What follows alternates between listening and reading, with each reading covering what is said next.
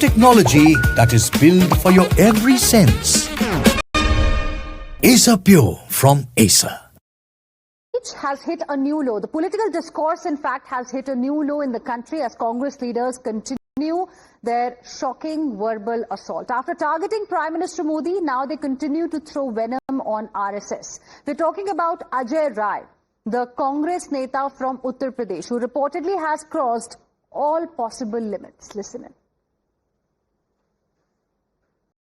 इन्होंने ऐसा प्रश्न किया है देश से कि जो खुद पे लागू नहीं है उनके ऊपर। आरएसएस के लोगों को पहले शादी खुद करनी चाहिए। संघ के प्रमुख को पहले सबसे पहला दिशा निर्देश आरएसएस के लोगों को जारी करें कि संघ के लोग तत्काल शादी करें और बच्चा पैदा करें। आरएसएस के लोग तो पूरी तरीके से आरएसएस में पूरा नीचे से ऊपर तक फौज भरी हुई है। वहां तो महिलाओं का सम्मान ही नहीं है, महिला है ही नहीं है। तो महिलाओं को अगर आप 3 बच्चों की बात करते हो तो पहले आरएसएस के तत्काल प्रमुख से आग्रह करूंगा कि एक आदेश जारी करें कि पूरे देश के अंदर आरएसएस के लोग तत्काल शादी करें। And we have reactions coming in from the Bharatiya Janata Party netas. Listen in to what they have to say.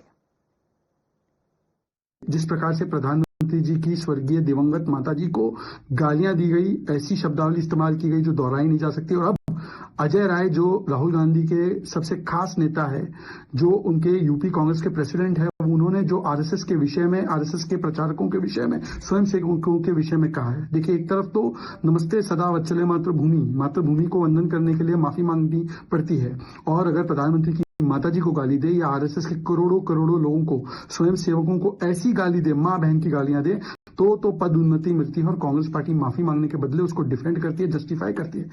ये अजय राय हो, चाहे राहुल गांधी हो, चाहे कोई भी हो, ये भाषाई आतंकवाद का लगता है इन्होंने कसम खा ली है कि भाषाई आतंकवाद नहीं छोड़ेंगे। शर्म नहीं आती है इन लोगों को। मतलब आरएसएस को गाली देना है, पीएम को गाली देना है, सबको गाली देना है। अरे आप खुद गाली बन गए हो अपने आप में। आप पे तो रिएक्ट करने का ही मन नहीं करता भाई। निहायत ही घटिया बेशरम आदमी हैं आप लोग। Joining us on the broadcast right now is my colleague Mohit Bhatt. Mohit, almost on a daily basis, as we are coming closer to elections in Bihar and elections in other states, political discourse clearly stooping to a new low there. Well, in fact, and you see this particular issue of Gali politics and Prime Minister Narendra Modi being abused and his mother being abused by the Congress workers over there in Bihar, that will resonate in election campaign of the BJP too. BJP will not let this go. BJP will rake this particular issue, and this will be the part of the BJP's campaign. But what we see is that the sad state of the affairs of the politics in our country these days, where Prime Minister is being abused, and in fact his late mother is also being abused. Such crass words are being used against her, and also now what we see is Ajay Rai's statement against RSS, which is very unparliamentary language. So what we see is that BJP is protesting. BJP took on streets in Patna. There was massive clashes between the Congress and the BJP workers over there. Tomorrow in Delhi, BJP will be holding a massive march towards the Congress headquarters at Indira Bhavan at afternoon, and thousands of BJP workers are expected to be part of that particular dharna. So the BJP is saying that the top leadership of the Congress party need to come out and they need to apologize. While what we have seen is that the leaders of the Congress party, they have come out and they have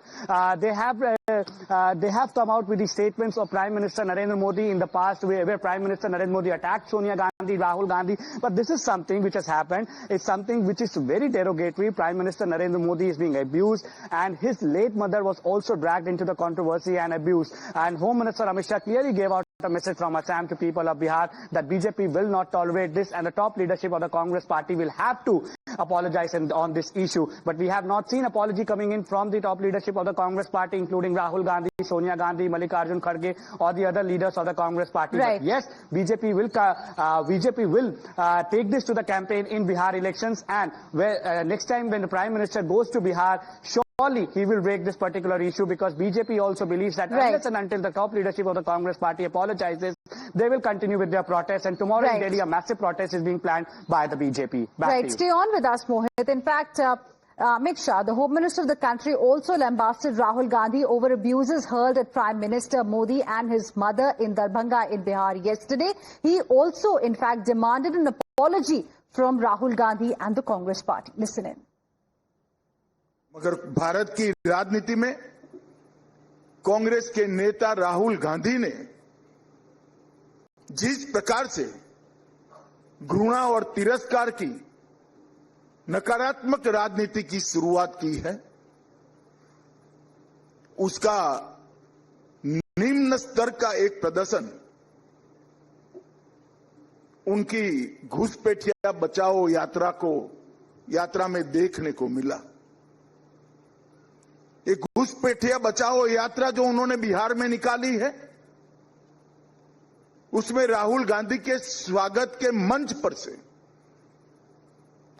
Narendra Modi ji की स्वर्गीय माता जी के लिए अपशब्द बोलकर सबसे घृणित काम कांग्रेस के नेताओं ने किया है। मैं आज इस मंच से राहुल जी ने